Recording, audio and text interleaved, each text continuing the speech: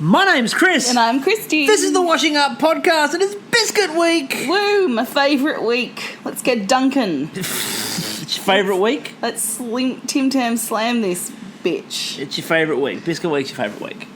Well, just biscuits are my fave, really. I was about to say, and what are your favourite biscuits? Chocolate nipples. Chocolate nipples, we all know that. Yeah, everyone loves a good chocolate nipple in I their was face. disappointed that they didn't make them. Well, Canada did it. I know I like to call them Canada. Oh, Canada did it, yes. Canada did it. I know that Canada did it, as you so eloquently put it. Yes. But look, more than one can do it. As we've already seen, for example, British Bake Off can rip off a bunch of challenges from Australia. So maybe next year we'll get some Canadian nipples on British Bake Off. Okay, are you talking about now baking cakes, or are you biscuits, Either or are you talking about just Canadian nipples on British television? Well, you know, Sandy Todd's figs stepped down, so perhaps someone will come in that will just bear nipples, and they might be Canadian. That could happen. That could be a thing. Just Alanis Morissette. Alanis Morissette reprising her role of God from Dogma. just boobs out. Anyway, so it's Biscuit Week, and it's always an intriguing week because there's always some form of discussion over what constitutes a biscuit and what doesn't. We'll come to the fig rolls in a minute. I would have thought, by the way, that the clue was in the name. That they're rolls. Fig rolls. A roll's a roll and a toll's a toll. Exactly, a roll's a roll and a biscuit's a biscuit. Yeah, anyway. So I like the fact they open with a biscuit Jenga introduction. Yes. Well, I think that's a little underplayed game, really. Like biscuit Jenga. Like we should be doing that. Like just cream wafers. What was that? So we get the triple packs here of cream wafers with the three different colours. You know, my favourite thing to do in that is to perfectly pull off, you know how they stick together? If you're about to say perfectly pull off a layer and eat the cream? No, like the three together, like a strawberry, a vanilla and a chocolate all together, just all coming off in one, and then you make a bigger wafer. Like See, I used to peel them. Mungo wafer. I used to peel them and then scrape the first layer of the icing off independently and then go back and eat the wafer. No, that's a lot of work, really. Not really. I mean, we've already established that I eat my pies by taking the top off. So do I. Yeah, we've already established that. So hang on. So that's not too much work. No, because but stripping a wafer back to its component parts is. Because it's like crabs versus other shellfish, you know? Okay, this the amount of work that goes into de-shelling a crab for the amount of meat that comes out of it, not worth it. But when it comes to... And same with wafers. Like, it's like... Did you literally just go... for a wafer explanation? People know what I'm talking about. Everyone listening to this podcast, they're like, yeah. If you agree with Kristie, please respond to us on Twitter with... However you may do that in whatever chosen form it takes. I'm hoping interpretive dance. GIF. So, interpretive dance I'd much rather, but GIF too, probably. That Obama one of him just sitting there with his hands going, what? That one there's interpretive dance. Or Claire's interpretive dance from Australian Bake Off. That would be good as well. I did like the biscuit Jenga introduction. I mean, you could tell what was going to happen with it, but still, you're like, that'd be great. And then I loved when she hit him with it. It like exploded into two, which was great. Now, before they sort of got into the introductions and they cut in, and Michael goes, Biscuit Week is like the nightmare. Really? What has gone in your life to make Biscuit Week the thing you wake up with a cold sweat? What kind of damage happened? Because this needs to be explored. And I'd like to think that he's gone on to 60 Minutes or some other current affairs show afterwards, and they have like a black and white flashback scene to like, where did the biscuit touch you? And it's really interesting. It doesn't feel like Biscuit Week is that traumatic in Australia. Obviously, English people have because I guess they are the country that's known for the biscuits. I mean, someone over there did a fucking PhD on how long to dip your biscuits in tea. They did. And by the way, the problem was that a lot of people pointed out was there's different ratios of dipping it in tea to coffee. And that becomes a bit of a problem with the rest of the world. But here's the thing, right? So there's a lot of pressure on English people to get biscuits right because they're the biscuit... Like, they're known for biscuits. I mean, in Australia, we've only ever really had one biscuit fail miserably. And in an episode of Bake Off. What was that? We're talking, of course, about the illustrious jam drop.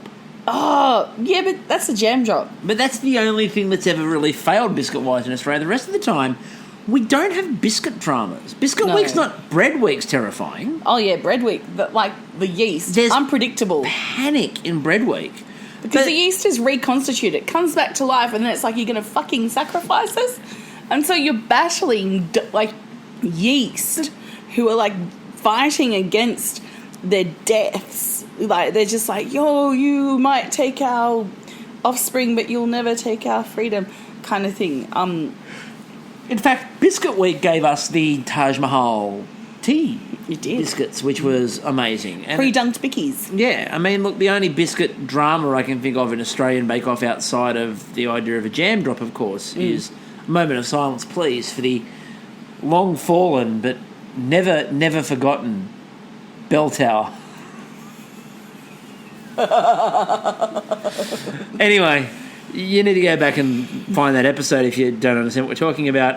It's a very famous landmark in Perth.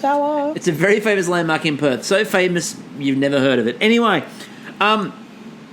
apparently Phil's wife is a biscuit fiend. No, freak.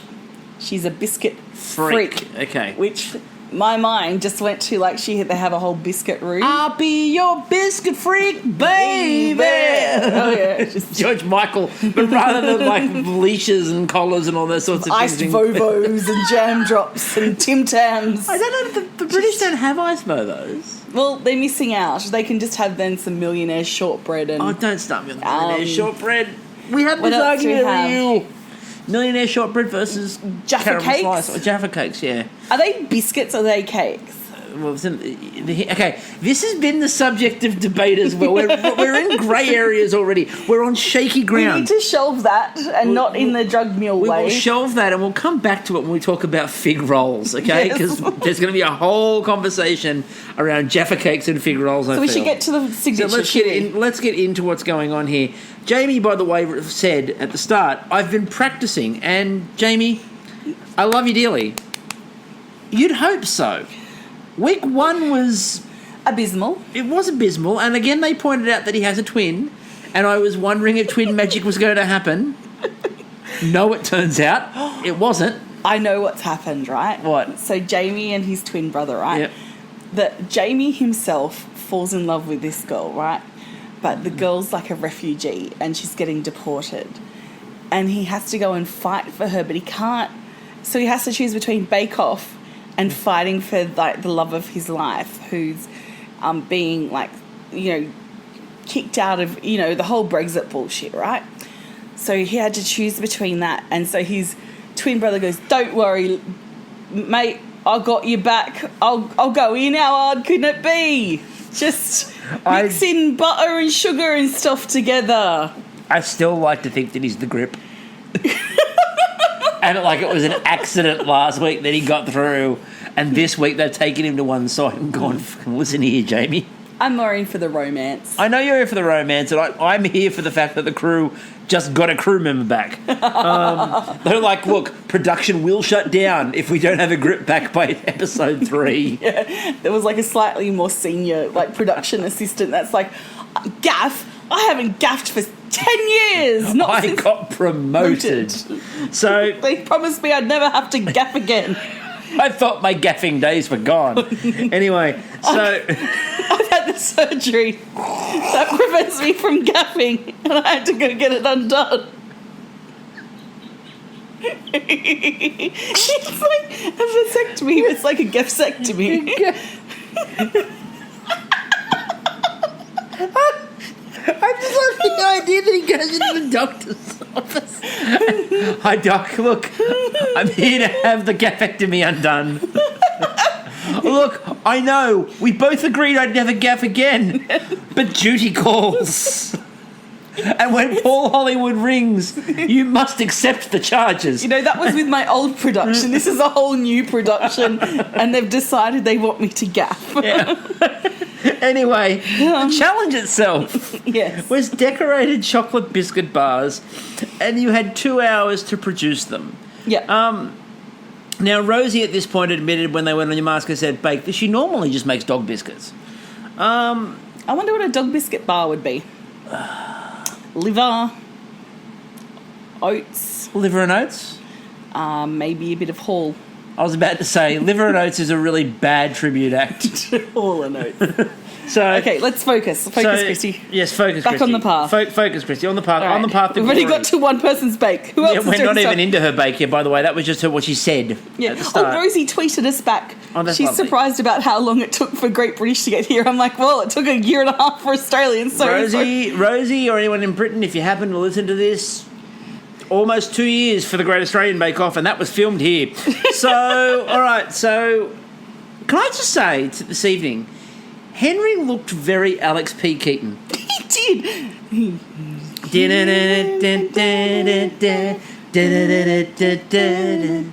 I bet we've baked together for a million years. Anyway, they'll want a royalty. We'll bake together for a million more. Or for at least like... Who would be the... for at least like 10 more, because the show's going to finish. Did you know I share the same birthday as Justine Bateman? No, I didn't. Ta-da! Well done. The more you know. Because remember, like, when you get the TV hits when you're a kid. Oh, and because, you're like, by the way, we're in the middle of Christmas. Merry Christmas. You're all blessed. We're in the run-up to Christmas. The actual Christmas festivities are next week.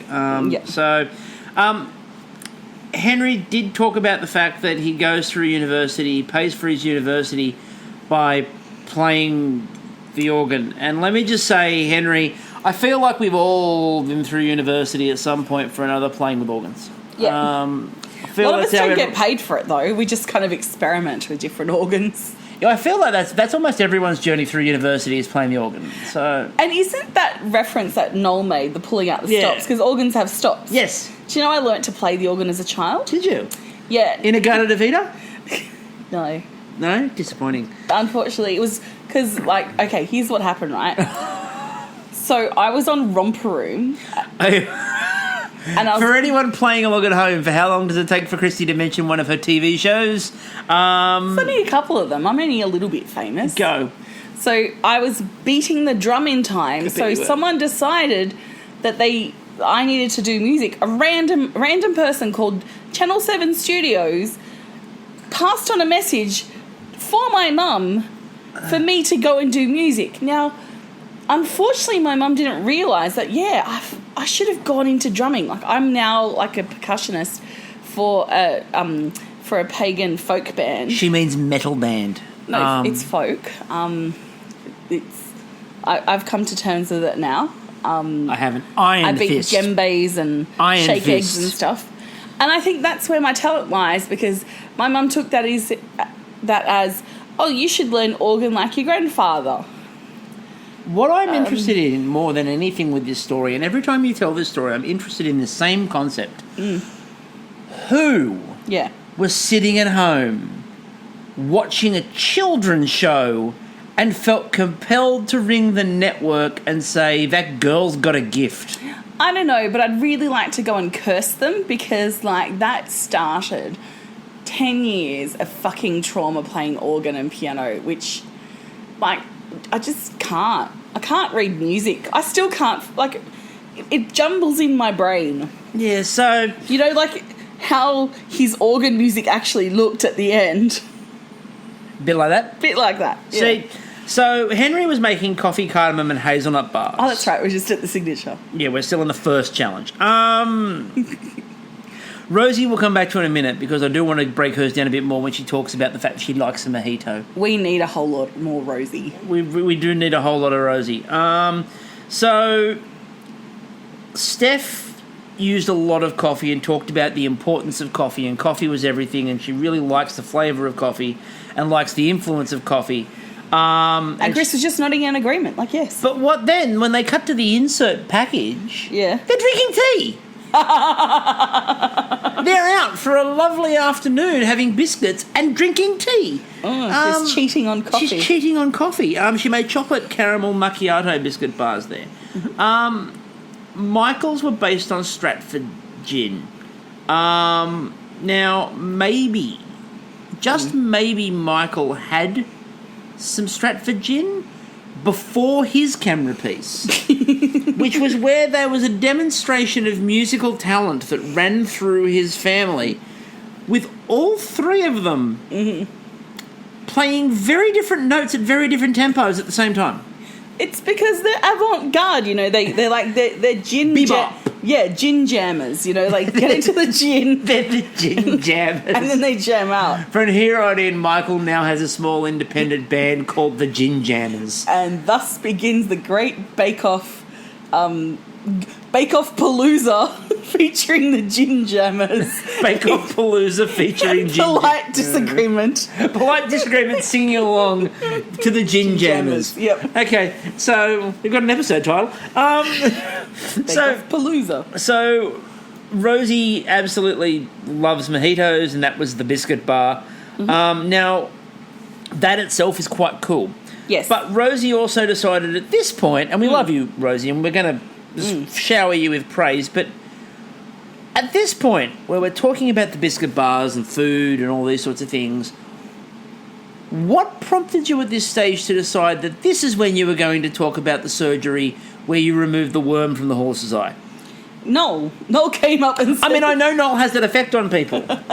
Here, let me tell you the creepiest, weirdest thing I've ever... Because you'll appreciate it.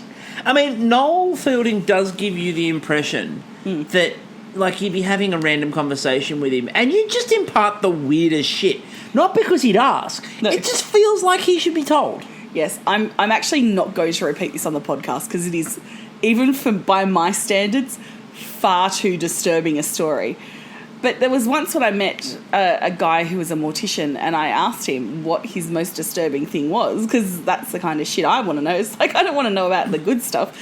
Tell me the really disturbing stuff. Always worry about it. He told me the most disturbing thing that happened, and ladies and gentlemen... Oh, yes, you've told me this story. And here's yes, something it's disturbing. I will not mention on a podcast. Okay, this is one of the rare occasions where podcast censorship is a thing, and not only that, you're welcome. Because I've heard this story, and yes. I just remember...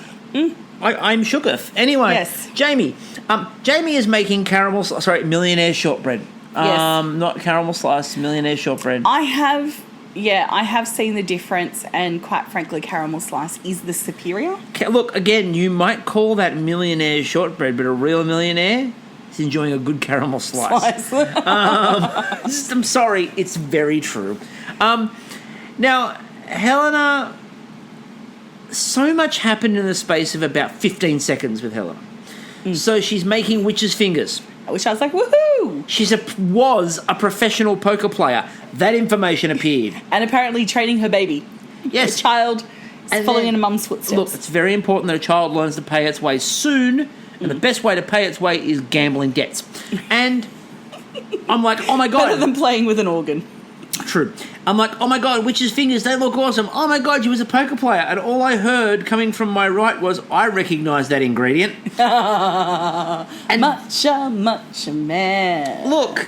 Chris really isn't a matcha man. Look, Let's go to the game card, shall we? Because I think the best way to do this is the game card. All right. So if you haven't checked it out, and I'm assuming most of you have, and if you haven't, I do recommend that you, of course, go to the Washing Up on Twitter, on Twitter, on Instagram. On Instagram, we are Washing Up Pod, where the drinking game is. This week, Hollywood Handshake. We will come to that in a moment, because what the fuck does it take?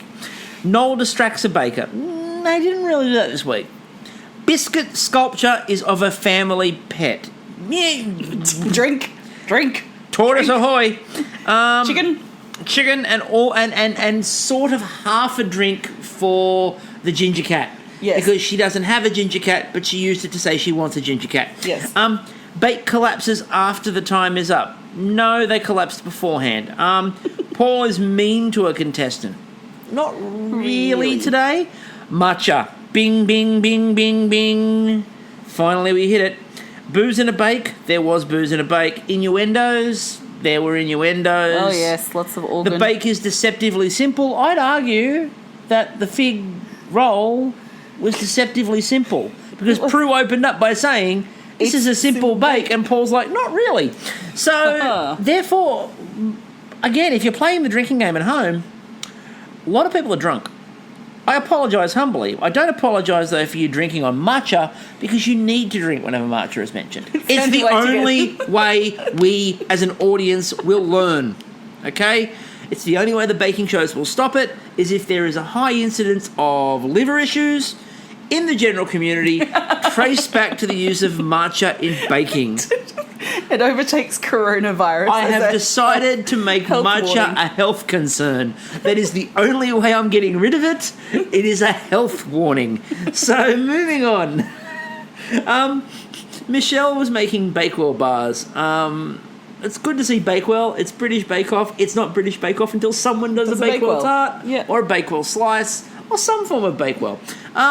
She did say, though, that, you know, she supports the local rugby, of course, and her man of the match is always her son. It's a little biased, Michelle. Well, there's favouritism going on there. I'd argue if there's an award, there's nepotism happening. And I'm here to weed it out. This Welsh rugby club's turning into an oligarchy. Like, see, I think I would be nothing worse than an oligarchy within a Welsh rugby club. See, I think I would go like my mum when I was at Brownies and she was the Brownie leader, which was you give nothing to your child. Like, not even when they're doing really well. It's just like, no, you're getting fuck all. I don't want to be judged as being biased. Yeah, that's... I mean... Actually, because my parents were okay. Like, Dad was the manager of my team. Yeah. And he was okay. He gave me a little bit of shit, but not a lot. Like, he gave me more than everyone else, but still wasn't an inordinate amount. See, on our basketball team, it was the opposite because the team manager was the mum of one of the players. And, yeah, the other player was very good. But, you know, you'd hear the mum muttering about, oh, they just should give the ball to Kylie. Why have they given the ball to Kylie? The best bit of advice. Kylie would be able to do that. The best bit of advice. And Kylie would be like, Mum, I'm sitting on the sidelines. Yes, well, you should be out there. The best bit of advice we ever got. But Mum, I've hurt my ankle. No. My leg's broken. But no, don't care. But the best bit of advice we ever received was when I did my coaching course for soccer. And I did my coaching course. And the guy who did the course said, look, parents, there should be a simple rule. Parents should be allowed to come. They drop the children off. They then go and they're kept in a cage 2 miles from the ground. They then come back where they pick up the child. They are forced via like a pathway to go past the canteen where they buy some food so the club has some money. They go back to the cars and they go home. And that is the best way for parents to be involved in football or any form of sport for that matter. As if I was a parent and my child played sport, that's what I would do. But my cage would just be home. It would be. You wouldn't leave. I'd just be like... Uber. Send the child in an Uber. Like, just like, you go. They're going to have driverless cars soon. You just pop the child in. They're fine. You know, it might be like they're 5 years old and it's their first go. Or maybe I'll go for the first day. So, Michelle, just be careful with that favouritism. Alice. Yes. Now, Alice is in the Navy. She is. No, she's the Navy cadet. It's yes. like the Army Reserves. I know. But that's about as close to the Navy as anyone's getting in this show. Was it 4 weekends... How do you do that again? Because like the Navy cadets can't be like the Army Reserve because it's 4 weekends a month, 2 weeks a year. Or 2 weekends a month? 2 weekends a month, 4 weeks a year. I don't know. Anyway, someone else do maths. But more importantly, 1 weekend a month, 2 weeks a year. That's it. That's there we go. That's 1 weekend a month, 2 years. How do you do that in Navy cadets? You can't go that far on the boat. I know, but I was really around the Isle of Wight and back. That's it. Just up to Guernsey and back. Cruise on the Thames. just going to see where the source of the Thames is. Up the Severn. Up the Avon. Just Shakespeare-themed weekend. You know, they learn about Elizabethan war techniques. Suddenly this has become a party boat. It's a booze cruise. It's a booze cruise. I'm your party captain. No. I'm the party captain, and I'm actually the real captain as well. So she was making Kiwi, and this is a very Kiwi episode. Well, let's bring it on then. Yes. So what did you think about it being Kiwi themed? I think it was Choice Brew. It was Choice Brew? Yeah, it was Beach Stairs. I thought. Oh no, it was Amelia's bake later on. It was Beach Stairs. Yes. So, but what? I thought it was fantastic. Oh, it was fantastic. You do a better fantastic than I ever did. It's great. But I'm here for it. So much Kiwi theming, and look, it's the most Kiwi an episode of Bake Off has ever been, and I'm including Kiwi Bake Off in that. Look, all it needed was a Hobbit to walk through and Peter Jackson and Taika just to, round it out. We'd all be good. Well, 100%. Jermaine just playing guitar in the background. So she was making Kiwi-inspired bars by all of these Kiwi... Now, have you had, like, Kiwi lollies, candies, and those sorts of things before? Yeah, I kind of find them to be, like, the bizarro version of Australian. They really are. I mean, they're the Like only... they're pineapple chunks and stuff. I'm like, oh, these... Yeah, well, I mean, we all... For those of us who did watch the couple of episodes of Kiwi Bake Off, Dole Pineapple is a thing. But outside of that, I mean, again, they call... I mean, Hokey Pokey's their signature. Yeah, but we just call it honeycomb. It's just honeycomb. It's like I got excited. When I was younger, we got an ice cream. We got ice cream that was from New Zealand. It wasn't from the Great New Zealand Ice Cream, but it was one of the brands. Place, yeah. And it was from New Zealand, and I'm like, oh my god, this will be great. It's called Hokey Pokey. It'll be amazing. And I took one bite and went, that's just honeycomb. Yeah. I was so disappointed. But I like Hokey Pokey ice cream. Like, they do that in Australia now. Obviously, they've adapted it from but I mean, the problem with friends. I mean, the problem with Hokey Pokey ice cream is that you've got to put your spoon in and out, then in, then out, and shake it all about. It's very hard to get a mouthful. There's a whole routine, and it's very hard to get a mouthful of And look, when you're using trying to put your left foot in. And by the way, disappointingly for a Kiwi-themed bake, no rations. And the rations are really good. They're my favourite Kiwi thing of all time. They're bacon-flavoured. Ooh. So they're like they're chips. So they're like Cheetos or something like that, a little bit. They've got the penguin on the front. Okay. And they're rations, but they're bacon. I'll have to go find those. There is a New Zealand-based... There's a New Zealand section in every supermarket in Australia. Yeah, we'll go find it. With P&N drinks. Oh, okay. So which are a pure Kiwi thing. Anyway, I'm avoiding David at the moment. And the reason I'm avoiding David is because David gave us our first innuendo where he said, and he wasn't trying to do this, but when he did say, if you put cold nuts in, they'll seize up. That felt like a knowledgeable person. No, it feels like an unknowledgeable person because if you're trying to put your nuts in, like, that's just wrong, first off. But cold nuts will seize, apparently. Understandably.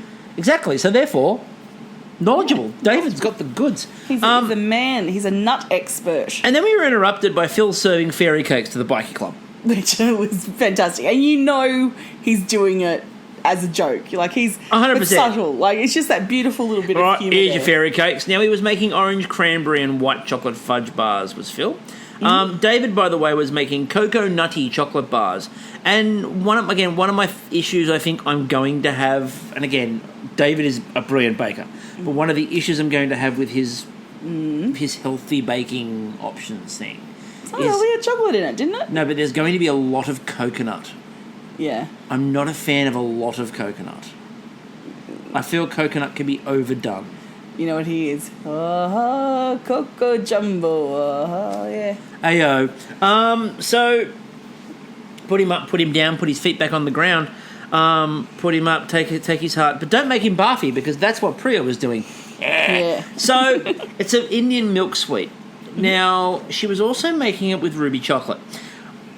I've had ruby chocolate. I've never been so disappointed by chocolate in my life. It's like fruity white chocolate, really. I like white chocolate. We've had this conversation. I know, you I am like a white chocolate. fan of white chocolate. Mm-hmm. I hated the ruby chocolate. Look, I think when you're just going in for chocolate and you get given a ruby chocolate, it's not what you're expecting. But we've discovered a brand new form of chocolate. Why? The ones we have were perfect. Yeah, they were fine. Like, we've developed a new style of a brand new type of chocolate, but we got it right. I mean, why are we still working on perfection? Maybe just put your energy into something like, I don't know, a cancer. Cure for cancer. Yeah, exactly. Cancer research. Cure for cancer, ruby chocolate. I don't know. I mean, I like the idea, by the way, that we've got developers and researchers who can only work on one of two things: chocolate development, or cancer cures. Yeah, it's like, same where's the people. Money, you know? The CSIRO labs only have money for chocolate or cancer, not both. And when Cadbury's came to the table, we knew where they were going. Centuro got out the big bucks. Centuro waved one in the air. We need to dunk this in something. So, poor Jamie seemed a bit confused. Yeah. Now, Jamie was making cherry caramel shortbread. Unfortunately, his shortbread at one point resembled wet sand. It sort of just collapsed and crumpled into a bit of a heap. That was a bit of a problem. It was more wet sand than biscuit. I loved Helena also talking to herself. She's doing her decorations on the fingers and she's like, does that look like blood? Yes. I was like, I like the idea that maybe, as we talked about the other day, about her solving crimes, beyond the grave crimes and things like that. We talked about the idea that might be happening in this series. I like the idea that Helena is now talking to an offsider. Yes. Just getting some feedback. Now, at this point, we got to the very end and everyone else is sort of ready. Michelle's look amazing. So Michelle goes running over to desperately save Jamie, who's gone from wet sand to chocolate stuck in the moulds to chocolate falling apart to like this. I was waiting for flames. There was no naked flame, but I was waiting for fire to break out on the bench. Just something to explode. Everything was going wrong, and Michelle's come over and gone, "What do you need?" And Jamie's gone, "How long have you got?" At which point they went, 1 minute, and he just started laughing. And everything's falling apart. Meanwhile, we go to the other bench. Now, we're not quite sure. We think it's Priya, but we can't be sure because there was so many people at the bench. 7 people at the bench. Yeah. So meanwhile, poor Michelle is trying to wrangle Jamie. Yeah, but they've obviously gone. They've triaged the benches, right? They've gone. Okay, we can't help that one, but we can definitely save this patient. Yeah. That one's a goner, so we'll give